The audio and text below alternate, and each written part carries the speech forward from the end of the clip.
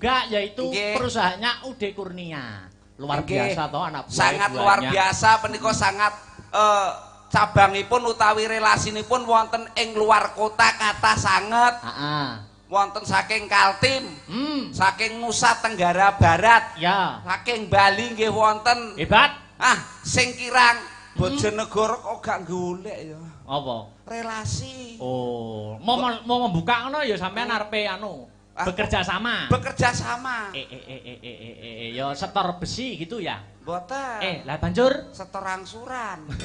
Maksudnya setor angsuran gawe anu besi ngono lho. Oh iya. Kucange luar biasa. Niki channelipun terik-terik ingkang ingkang napa niku live niki. Nggih, wonten sing live, wonten sing siaran ulang, wonten sing jumuk petilan-petilan nggih. Sangat luar biasa. Nggih. Niki kula wau kula nggih mireng kabar. Kabare apa, Mas? Wah, tiap tahun teng besaran niku Pak Eko nek mbleh 7 niku 5, nek mbleh sapi niku cahe wonten 7. Mbleh 7 ya apa? Mbleh sapi. Mbleh sapi. Jenenge menungso duwe luput, duwe kami sosolen. Mbleh sapi. Iki ana sebabe. Engkeki kopi telat ya. Mbleh sapi cacahe 7. Cacahe 7. Ben taun lho Pak Dalang. Ngene iki muga-muga dadi acara rutinan tiap tahun nanggap wayang karo mbleh sapi. Allahumma. Amin. Wis tok ora ujar ora kaul, Mas. Nggih, pripun? Wis tok Pak Haji Eko karo Ibu Haja sesuk wayangan wis tok tak gratisi angger wis nanggap ping 100. Lah mudar. Ping 100 gratis. Nek kula mboten enteng-entengan mawon. Apa lho? Nanggap kula ping 15 gratis. Wah, tak ungkuli le, ping 10 gratis. 5 gratis. Ping 3 gratis. 1 gratis. Gak. Mboten. Sing 1 mboten urip. Mboten kobok, curep. Kamangka aku lagi tanggap ping 1 iki kok gratis. Wah, mulai kon turun jaba. Buasih langsung guyu. Alhamdulillah. Alhamdulillah piye kula ameng-ameng nyawane kaya. Luar biasa. Ki salam-salam sapa pagelaran malam ini juga disiarkan langsung channel YouTube Asta Brata Media. Ya, jadi sing gak bisa datang di lokasi bisa memantau lumantar channel YouTube nggih. Alhamdulillah. Dadi ora mung ana ing Sugihwaras sing kepareng mantau wong sak donya kepareng mirsani. Nggih. Yo, iki kan dijumenengke nggih. Nggih, siap. Oke. Yo, kanggo pemanasan Dik Niken, racikno sing hebat, yo beri musik biar hebat. Ayo. Ayo, Dik Niken jumeneng untuk menghibur karepen suasana tambah gayeng, tambah regeng, ngancani Mas Gareng. Ayo. Wah, syukurillah. Hebat. Lah. Wingo nubruk raine teng pledot lho wingo. Masalah tubruke ora apa-apa. Terus iki lho impron iki. Iman yakin kuat. Terus improne iki sok. Kamu kok ngembari dalange namanya Imron? Dalang kok Imron Akbar. Imron. Lho Mas sabar ta ngomong. Piye Mas? Iman iki lho kuat tapi Imron sing gak kuat. Jenenge kok akeh men Imron. Kamu jangan namanya jangan Imron. Apa? Ndar Gombes. Kondar Gombes kok. Utun. Lah ya kuwi jenengku kabeh kowe. Piye jenenge Akbar kabeh? Gurune. Anu gumantung keadaan jenenge. Gumantung cuaca dan keadaan. Ken, ceblok, Nduk. Ini mengucapkan salam dulu. Lah. Iya. Assalamualaikum. Ya toh. Mas lho polahane Rumah sakit kabeh mboten nggih. Adoh. Oh. Wes. Lah kaya patung. Monggo ingkang badhe ngersakaken seret-seretan anake. Kaya patung sapi sono ageng. Saya mengucapkan selamat. Disawang to Dem matane. Wah, matamu dhewe mata-mata. Aku dimatakno lho nek wong gantenge kaya ngene kok. Oh, jenenge Salimam kene-kene Mas. Oh iya. Kero nggih to? Nggih, gareng niku kero. Garengi kero. Lho. Lah tanganmu kok ireng. Sinden ayu-ayu ra gelem iso. Nggih, minal aizin wal faizin, luputmu ya Dik, nak sepurane. Kualek cangkemmu. Luputku Dik sepira-pira aku njaluk sepura marang sederamu lho. Ngono luputmu, De, sepira-pira luputmu tak sepurani. Bener kuwi. Sing tuwek akeh salahe, sing nom njaluk sangune. Nah. Nggo dhuwit ora? Wah, mutiar wae lagi pisan dipalak kowe. Sik kan, genah. Lemah lemah Orang tua itu sebagai senior apalagi sampean ini gareng wis lama wis suwi ketemu aku yo gak pisan pindho wis peng bolak-balik ketemu enek peng 5 ya toh setahun pisan aku rong tau lho sing jenenge mbok sangoni pisan nek kamangka wong bar nyangoni aku rezekine mesti akeh syukur kowe nyangoni awakmu rezekine akeh sorry ye weh nyapa kok sorry ye iki lho. Ah bojoku dhewe ra tak sangoni kok ben modar kok. Itu tidak boleh. Lelaki apa itu kayak gitu ndak boleh. Seneni, Nduk, seneni, Nduk. Rungono wi ora oleh. Rungono, Mas. Kok iso aku? Yang dinamakan lelaki itu apalagi wis bebojoan, wis nikah. Jenenge duwite wong lanang kabeh kudu bruk ning gone wong wedok bah kowe dintekne bah ora bah ditabung bah ora. Ah, nak ayo tuh rezeki lelaki. Iya, iya, Nduk. Ngono kupingmu wis neni. Raimu. Raimu dhewe. Malah ngrai-ngraino wong. Lek sampean ngono wis omah-omah lah Mas Akbar urung. Nah. Ini harus diberi contoh, Pak De. Mungkin lho. Contohna aku ki. Lah, apa ya mbok brukne wong wedok? Duit apa ya mbok brukne wong wedok? Alah bayarane mbah ngono. Ngomong bayarane ora, ndak ngomong ngono. Ora bayaran. Kakean nek nyelempitne dhuwit dana kenakalan niku. Nduk, Niken. Ah, iki lho. Ah, iki minal aidin wal faidin sing bener. Nah, iki supaya becik ya toh. Supaya becik iki ya kudu enek tokohe bapak, ibu, anak kuwi lagi pas. Betul. Ngono. Bapak, ibu, bapak, ibu, anak. bapak, ibu, anak. Maksudnya iki anu no, simulasi sungkeman biar buat jadi contoh orang banyak kaula muda semuanya. Terus. Suasananya masih di alal bihalal. Iya. Oh, ngene ya, wis piye? Kan Dik niki kan paling muda di antara bertiga. Iya, betul. Aku paling tua. Tuamu kono. Oh, anu dhisik. Nanti ganti-gantian peran. Iya. Tapi aku dadi bapak sik. Bapak. Heeh. Aku. Dik niki kan anak. Aku gak ibu. Nanti kan ada bapak sama ibu. Nanti dijol-jol. Peran aku nanti di bapaknya juga. Iya. Berarti aku punya no. Hei. Punya apa? Punya apa toh kan? Punya brengos. Oh iya. Ya nanti ambil brengos saya nanti ya.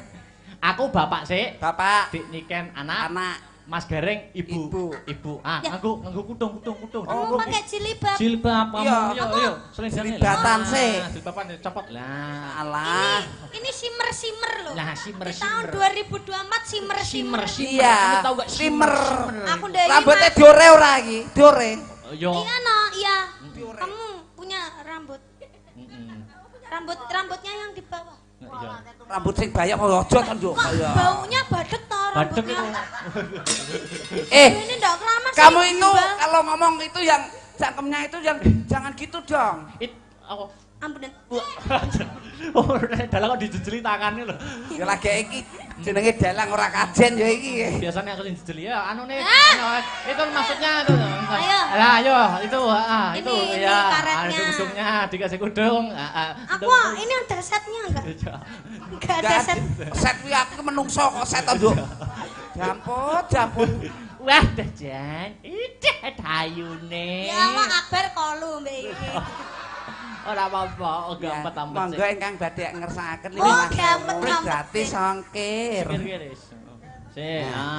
Kamu ndak bawa kipas gitu biar cantik. Lah, ben ayo dah.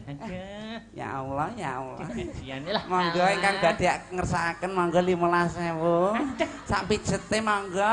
Ora ndek dhuwit ya sok mber apa-apa 5 wulan kas. Yarnen. Mosok mbokku dadi genggek ngene. Genggek piye?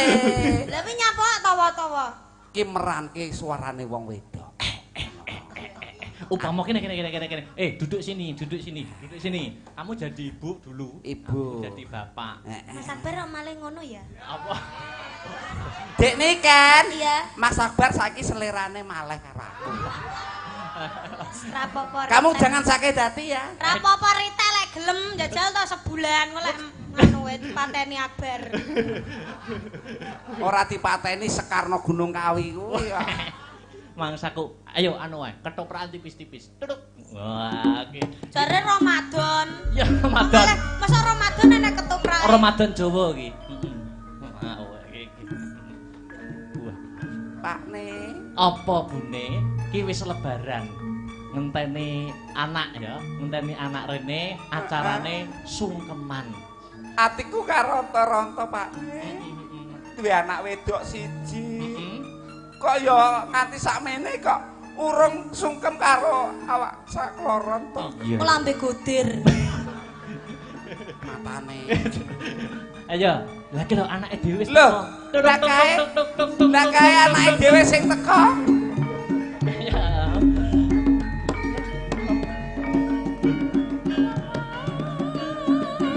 Londok niki tolong.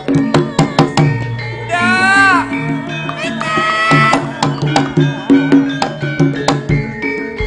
Kene, Nduk. Aku to. No. Ayahku to. Aku dadi anake. Toprak anggere gak tau payu yo ngene iki.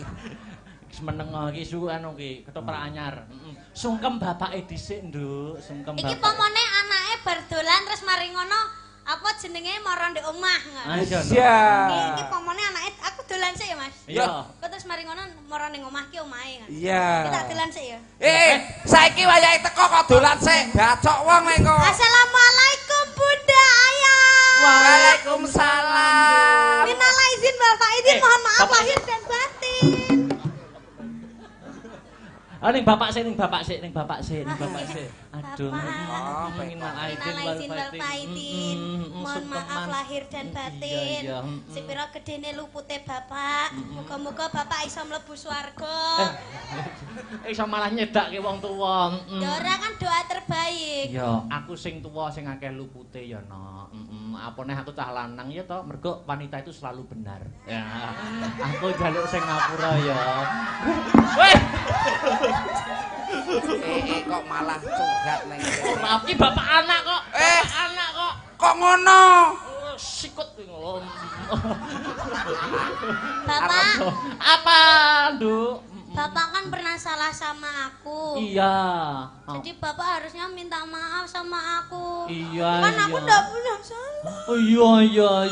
Cuk. Sini sungkem sini. Hei!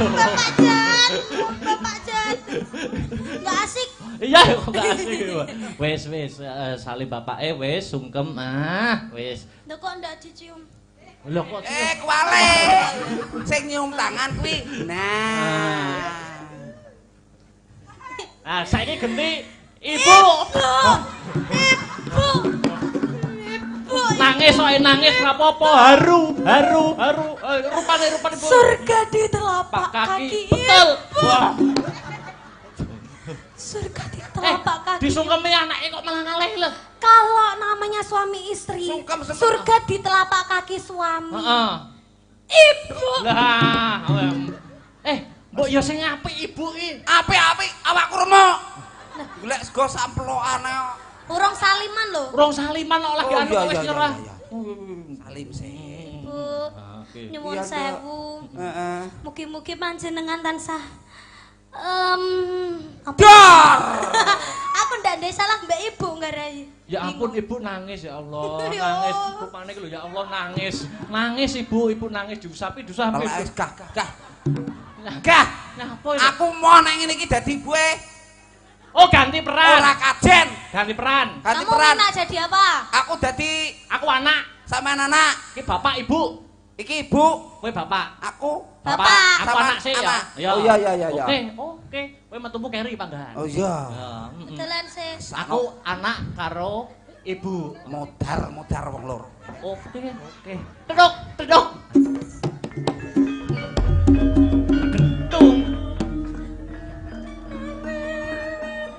Bu.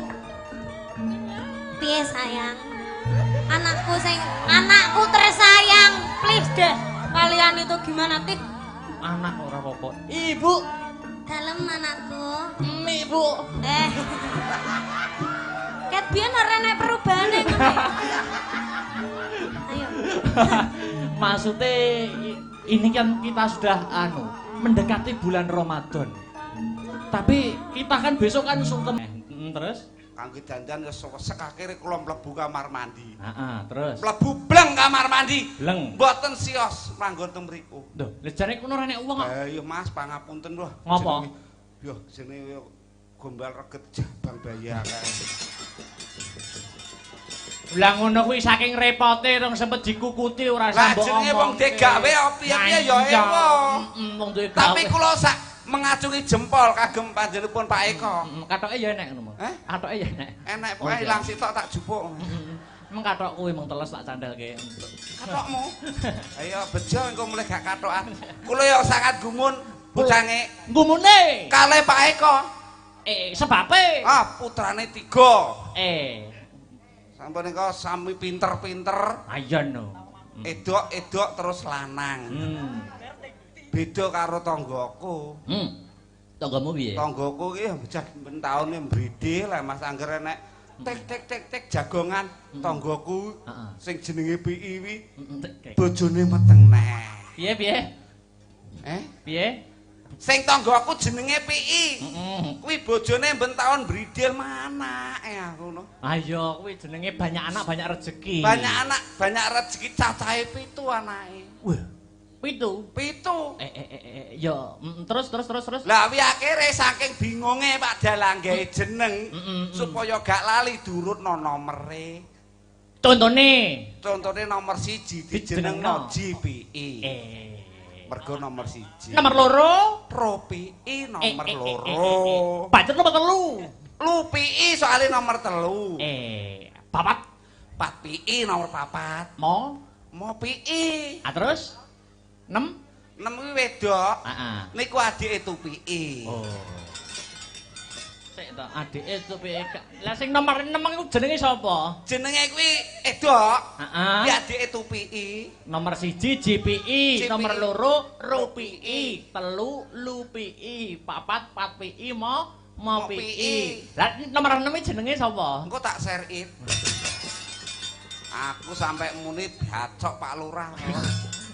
Ngawur mangsaku. Ndongakne apa karo Pak? Ndongakne nggih. Intinipun asik. Nggih, ndongakaken mugi kemawon panjenenganipun Bapak Eko dalah Ibu Asih anggenipun mangun bebrayan tansah winantu suka basuki pikantuk rahmating Gusti ingkang Maha Kawasa dadosa keluarga ingkang sakinah mawaddah warahmah. Pun kesupen jeng ben nek gadah damel nanggap Mas Akbar malih. Amin. Ya. Pokokipun wonten syarate. Kudu enek garing. Alah. Rupane kowe ciduk dawet ngono kaya. Ciduk dawet piye? Aku ning guri mau dilokne. Dilokne sapa? Jebule Mas Akbar mbok kethek ngono. Kethek ndasmu kono aku ngono. Lah dandanmu ngono kok. Utune wong iki lho. Didongakne juga yaitu perusahaannya UD Kurnia. Luar biasa toh anak buah. Sangat luar biasa punika sangat cabangipun utawi relasinipun wonten ing luar kota kathah sanget. Wonten saking Kaltim, saking Nusa Tenggara Barat, saking Bali nggih wonten. Hebat. Sing kirang Bojonegoro kok gak golek ya. Apa? Relasi. Mau membuka ngono ya sampean arepe bekerja sama.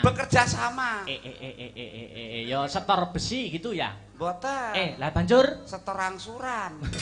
Maksudnya setor angsuran gawe besi ngono lho. Oh iya. Kucange luar biasa. Niki channelipun terik-terik ingkang ingkang napa niku live niki? Nggih, wonten sing live, wonten sing siaran ulang, wonten sing jumuk petilan-petilan nggih.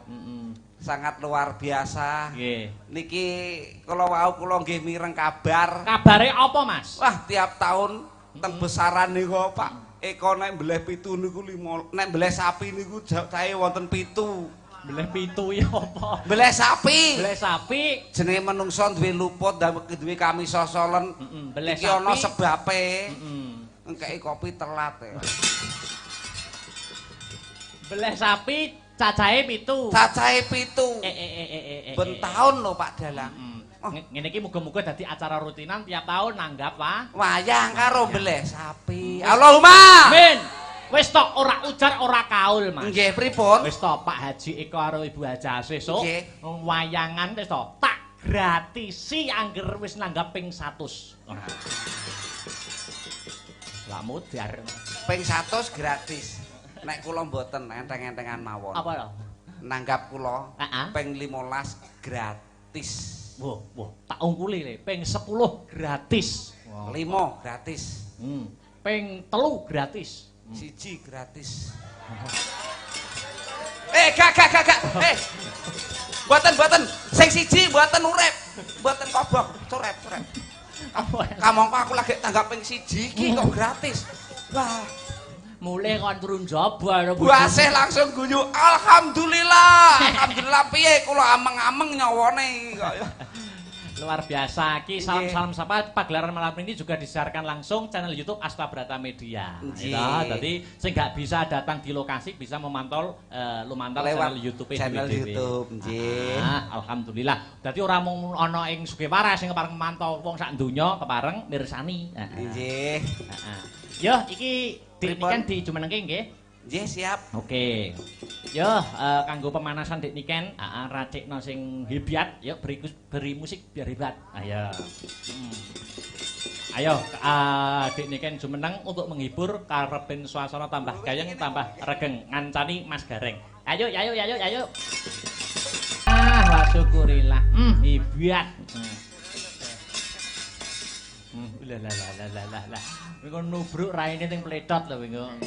Masalah tubruke ora apa-apa. Terus iki lho impron iki. Iman yakin kuat. Terus improne iki sok. Kamu kok ngembari dalange namanya Imron? Hah? Dalang kok Imron Akbar. Imron. Lho Mas Akbar tau ngomong piye Mas? Iman iki ngomong lho kuat tapi Imron sing gak kuat. Jenenge kok akeh men Imron. Kamu jangan namanya jangan Imron. Apa? Dar Gombes. Kondar gombe kok. Utun. Lah ya kuwi jenengku kabeh kowe. Piye jenenge Akbar kabeh? Gurune. Anu gumantung keadaan jenenge. Gumantung cuaca dan keadaan. Ken. Ceblok, Nduk. Ini mengucapkan salam dulu. Lah. Iya. Assalamualaikum. Ya toh. Mas lho polahane. Rumah sakit kabeh mboten nggih. Aduh. Oh. Wes. Lah kaya patung. Monggo ingkang badhe ngersakaken seret-seretan anake. Kaya patung sapi son ageng. Saya mengucapkan selamat. Disawang to Dem motone. Wah, matamu dhewe mata-mata. Aku dimatakno lho napa gantenge kaya ngene kok. Oh, jenenge Saliman kene Mas. Oh iya. Kero nggih to? Nggih, gareng niku kero. Gareng iki kero. Lho. Lah tanganmu kok ireng. Sinden ayu-ayu ra gelem iso.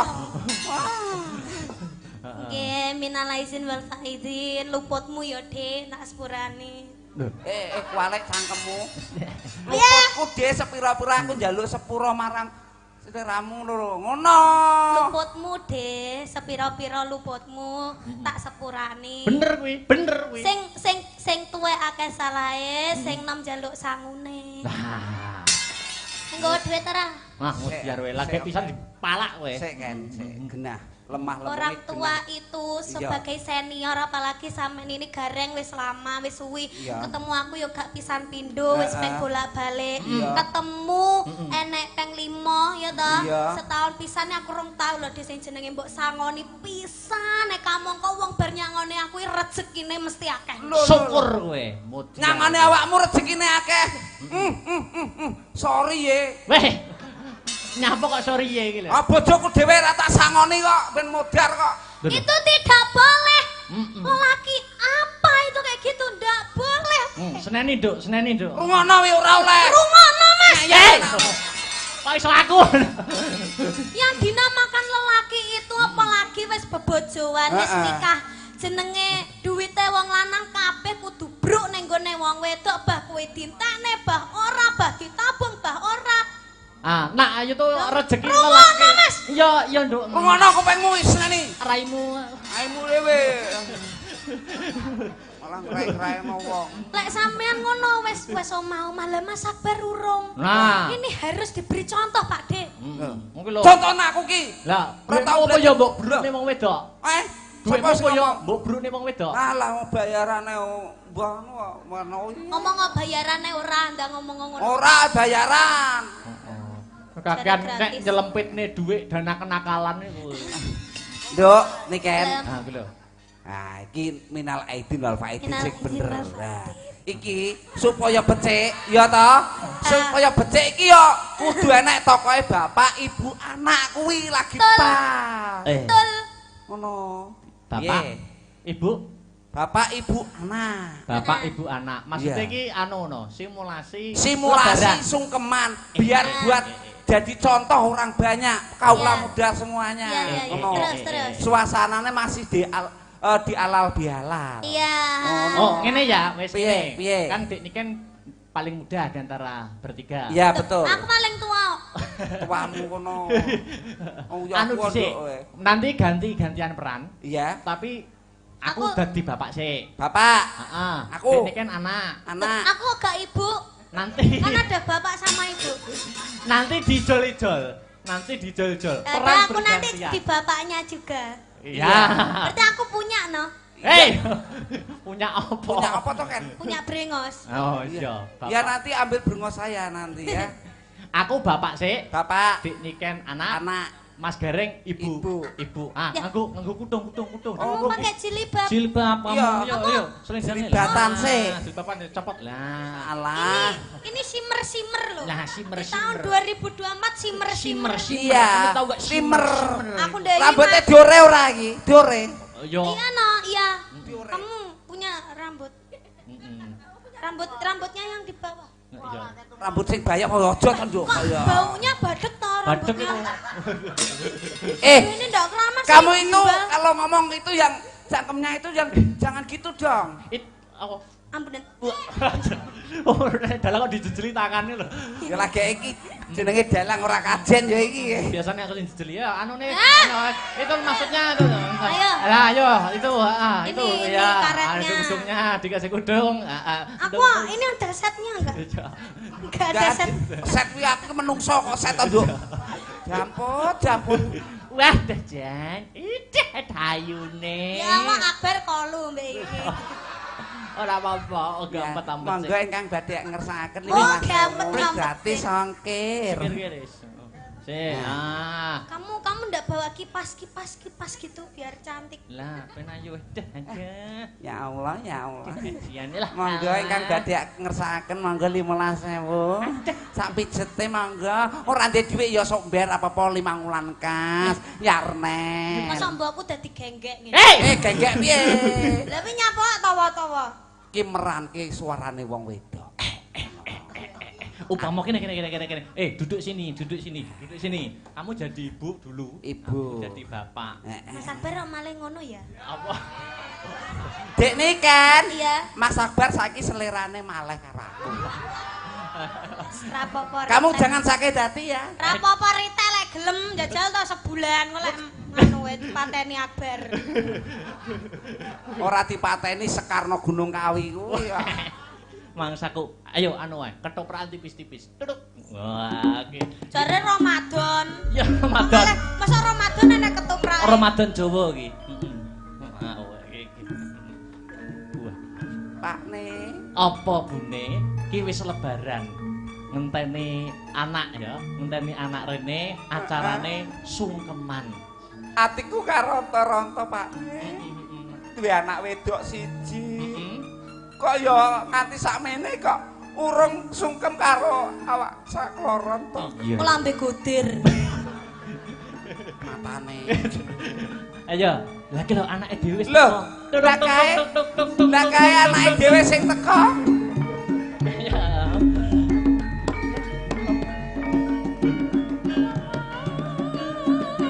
Lho, nduk niken tolong. Ndak.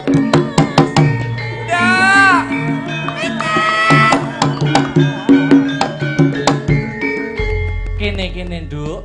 Aku to. No. Ayahku to. Aku dadi anake.